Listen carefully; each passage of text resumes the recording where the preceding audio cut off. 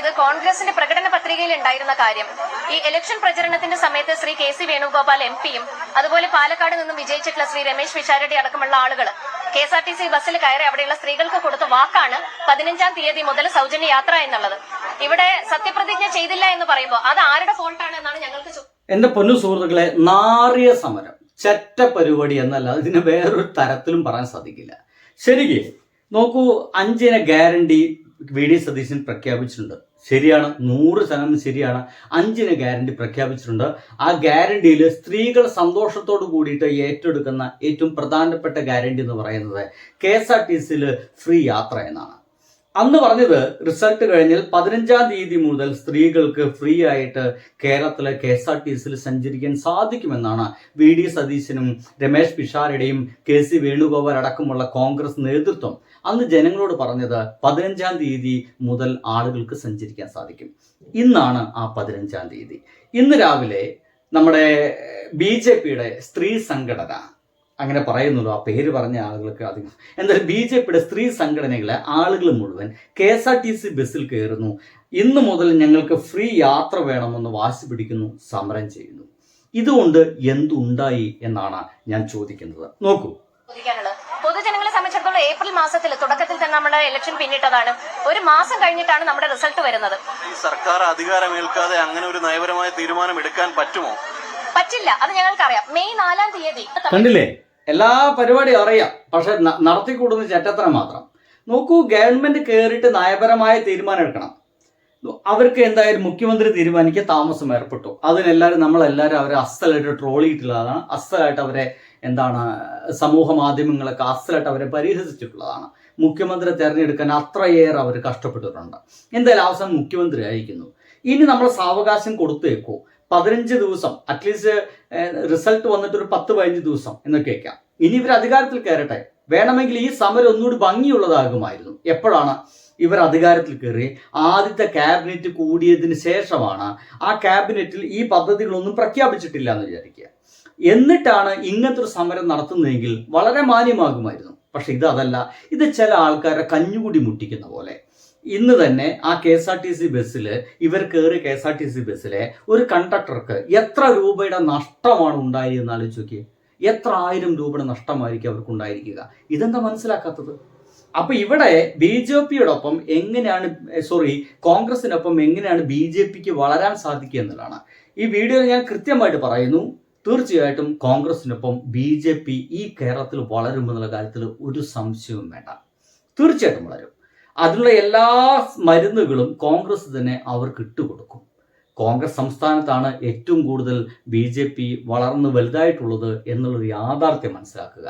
എവിടെയാണ് ഇടതുപക്ഷം ഇല്ലാത്തത് അവിടെ മുഴുവൻ BJPക്ക് ആഴത്തിൽ വേരൂന്നാൻ സാധിച്ചിട്ടുണ്ടെന്നുള്ള യാഥാർത്ഥ്യം കൂടി മനസ്സിലാക്കുക. അപ്പൊ ഇവിടെ പറയുന്നത്, ഇവർ പറയുന്ന 4 തരം കേൾക്കാം. ആസാമിൽ വന്നിട്ടുള്ള, പുതുച്ചേരിയിൽ വന്നിട്ടുള്ളത്. അപ്പൊ അതിനുശേഷം വെസ്റ്റ് ബംഗാൾ ശ്രീ സുവേന്ദു അധികാരി ചീഫ് മിനിസ്റ്ററായി അധികാരത്തിലേറ്റു. അത് അധികാരത്തിലേറിയതിനു ശേഷം ഇത് പാസ്സാക്കിയിരിക്കുകയാണ്. സ്ത്രീകൾക്ക് സൗജന്യ യാത്ര എന്നുള്ള ബില്ലിൽ അദ്ദേഹം ഒപ്പുവെച്ച് അത് പ്രാബല്യത്തിൽ വരുത്തിയിരിക്കുകയാണ് ഇപ്പോ. അപ്പൊ ആ രീതിയിൽ അവിടെ സുവേന്ദു അധികാരി അത് ചെയ്തു. പക്ഷെ അധികാരത്തിൽ കയറിയതിനു ശേഷം VD സതീശൻ അധികാരത്തിൽ കയറട്ടെന്നേ, മുഖ്യമന്ത്രി ആയിട്ടേ ഉള്ളൂ. ഇനി അധികാരത്തിൽ കയറണം, ഒരു ക്യാബിനറ്റ് കൂടണം, ഈ ഒരു ഫയൽ ഉണ്ടാക്കണം, അതിൽ നിന്ന് ഒപ്പിടണം. അതിനുള്ള ഒരു കുറച്ച് മണിക്കൂറുകളെങ്കിലും ഈ വരുന്ന തിങ്കൾ, ചൊവ്വ, ബുധൻ ദിവസത്തിനൊക്കെ ശേഷമാണ്. നിങ്ങളത് നടത്തില്ല എന്ന രീതിയിൽ ഇവരൊക്കെ സമരം ചെയ്യുകയാണെങ്കിൽ നമുക്ക് കൈയടിക്കായിരുന്നു. ഇത് ചെറ്റത്തരമാണ് എന്ന് ഞാൻ പറയാൻ കാരണം ഇതാണ്. നിങ്ങൾക്ക് വേണമെങ്കിൽ അത് കാണിച്ചു തരാം. അതല്ല എവിടെയാ പാവം സ്ത്രീ? KSRTC ബസ് മുഖ്യമന്ത്രിയുടെ എന്തിനാ ഇത് സൗജന്യമായി ടിക്കറ്റ് നൽകിയെന്നാണ് ഇവിടെ അവകാശപ്പെടുന്നത്. അതെങ്ങനെയാണ്? അവര് പൈസ തന്നില്ല. അതിന്റെ ആവശ്യകതയുണ്ടോ? അതിന്റെ ആവശ്യകതയുണ്ട്. ഈ ഓർഡറില്ലാതെ ഞാൻ എങ്ങനെ ഇവർ ഫ്രീ ആയിട്ട് കൊണ്ടുവന്നോ? ഓർഡർ വന്ന് മന്ത്രി ഒപ്പിട്ടല്ലേ എനിക്ക് കൊണ്ടുപോകാൻ പറ്റത്തുള്ളൂ. ഇതിപ്പോ അല്ലെങ്കിൽ ഞാൻ കൊണ്ടുപോയി കള്ള ടിക്കറ്റ് കൊണ്ടുപോയതാവൂലേ? കണ്ടില്ലേ, ഇവർക്കൊന്നും ചെയ്യാൻ കഴിയില്ല. പാവം കണ്ടക്ടർക്ക് അവർക്ക് മുഴുവൻ ടിക്കറ്റ് കൊടുക്കേണ്ടി വന്നു. ഇനി ആ ടിക്കറ്റിന്റെ പൈസ അവർ കൊടുക്കില്ല. ഒന്നാമത് BJPക്കാരാ, അവരെ കൊടുക്കില്ല. അവർ കൊടുത്തില്ലെങ്കിൽ ആ പാവം സ്ത്രീ എന്ത് ചെയ്യണം? അവരുടെ പോക്കറ്റിൽ നിന്ന് കൊടുക്കണം. അവർ പേഴ്സണൽ പൈസ എടുത്തിട്ട് എത്ര പേരാണോ ഇന്ന് യാത്ര ചെയ്തത്, ഓരോരുത്തരും 40 രൂപയുടെ ടിക്കറ്റാണ് അത്ര യാത്ര ചെയ്തിട്ടുള്ളത്. 40 രൂപയുടെ ടിക്കറ്റിനാണ് ഓരോരുത്തർ യാത്ര ചെയ്തിട്ടുള്ളത്. അങ്ങനെയെങ്കിൽ എത്ര പേര് 40 രൂപയുടെ ടിക്കറ്റിന് യാത്ര ചെയ്തു? ആ യാത്ര ചെയ്തതിൻ്റെ ഭാഗമായിട്ട് ആ പാവം കണ്ടക്ടർക്ക് എത്രത്തോളം നഷ്ടമുണ്ടായെന്ന് ആലോചിച്ച് നോക്കി.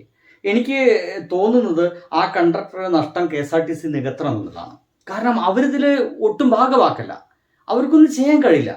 അവർ നിസ്സഹായരായിട്ടുള്ള ഒരു പാവം സ്ത്രീ മാത്രമാണ്. ഇവരൊക്കെ കയറിയ സമരത്തിന്റെ ഭാഗമായിട്ട് ഞങ്ങൾ ഇന്ന് മുതൽ ഇങ്ങനെയാണ് എന്നൊക്കെ പറഞ്ഞു കഴിഞ്ഞാൽ എന്ത് ചെയ്യാൻ സാധിക്കുമെന്നേ? ഒന്നും ചെയ്യാൻ സാധിക്കില്ല എന്നുള്ളതാണ്. അതുകൊണ്ട് കാണും, കയറി നോക്കി എത്ര എണ്ണാണ് കയറി കൂടി നോക്കി. സൗജന്യ യാത്ര അനുവദിക്കാത്തതിൽ പ്രതിഷേധിച്ച് മഹിളാ മോർച്ചയുടെ നേതൃത്വത്തിലാണ് ടിക്കറ്റ് എടുക്കാതെ യാത്ര ചെയ്യാനുള്ള ഇത് വേറെ ബസ്സാണ് കേട്ടോ. സൗജന്യ യാത്ര കൊടുക്കണം.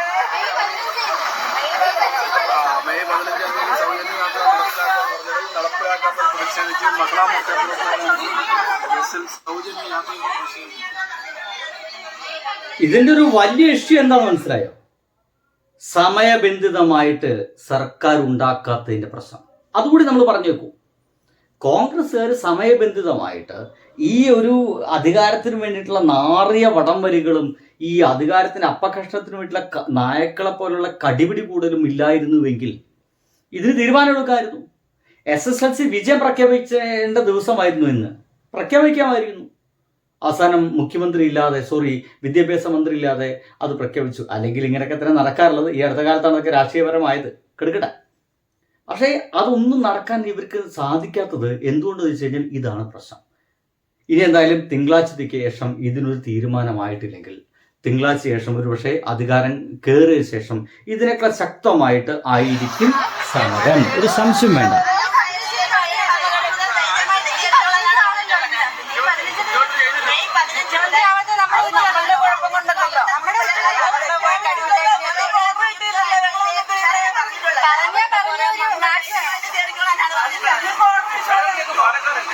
സൗജന്യ യാത്ര വേണമെന്നാണ്.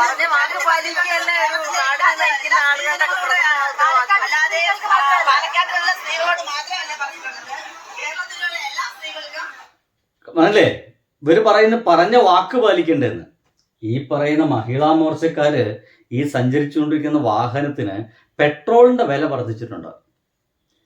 അങ്ങനെയാണെങ്കിൽ ഈ മഹിളാ മോർച്ചക്കാരോട് ചോദിക്കേണ്ട ചോദ്യം സിമ്പിളായിട്ട് ഇത്രയാണ്. BJPക്കാരോട് 50 രൂപയ്ക്ക് പെട്രോൾ തരാമെന്ന് പറഞ്ഞിട്ടല്ല നിങ്ങൾ കയറിയേ. ആ വാക്കെന്താ നിങ്ങൾക്ക് പാലിക്കണ്ടേ? ഇപ്പം എത്ര രൂപയാ പെട്രോളിന്? എത്രയാ? ഒന്ന് പറയൂ, ഉളുപ്പില്ലാത്തവരെ. ബൈ.